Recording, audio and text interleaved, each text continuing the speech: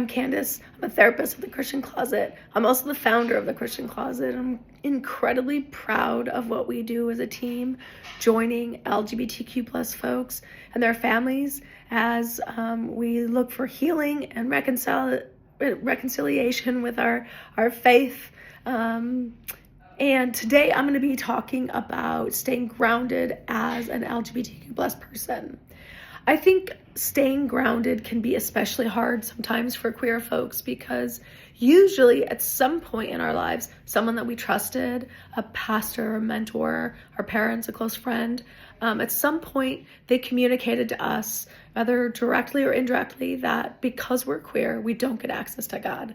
Because we're queer, that somehow the Spirit of God that was once inside of us is no longer there. That perhaps even if we feel peace inside of ourselves, that somehow we've tricked ourselves into feeling that peace, that can't be God. I just want to let you know that is simply not true. That the Bible doesn't talk about that at all. That there is no, major scripture or anything like that about God's presence and spirit leaving us. That in fact, I believe being LGBTQ plus especially reflects God's glory and goodness, that especially reflects God's love and presence.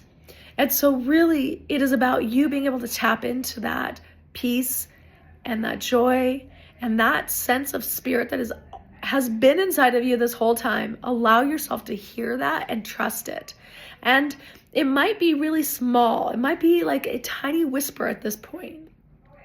And it can come through like just sort of like a thought that maybe goes through your mind really quickly, or curiosity. Begin to notice those. Maybe even start with like a question like, what if it's true that God's Spirit is still inside of me? What if it's true that this peace I feel is from God? What if it's true? What if it's true? All of these things that you've been told that suddenly can't be true because you're gay or trans or whatever. Begin to just let yourself say, what if they're wrong? What if it's true that God still is in me, speaking to me, and loving me, and reflecting God's glory through me? So that's one major way I stay spiritually grounded, is by connecting to the voice, the spirit that is inside of me. Another way is through walks. I do sort of like curiosity walks. So even if I'm walking down the same street that I've walked a million times, I try to just notice things that I haven't noticed before. It might be just like literally the wind going through a tree that makes it look like it's especially dancing or something. Or maybe it's a yard I hadn't noticed. That noticing is grounding to us, and it's especially good for our brains, that new curiosity.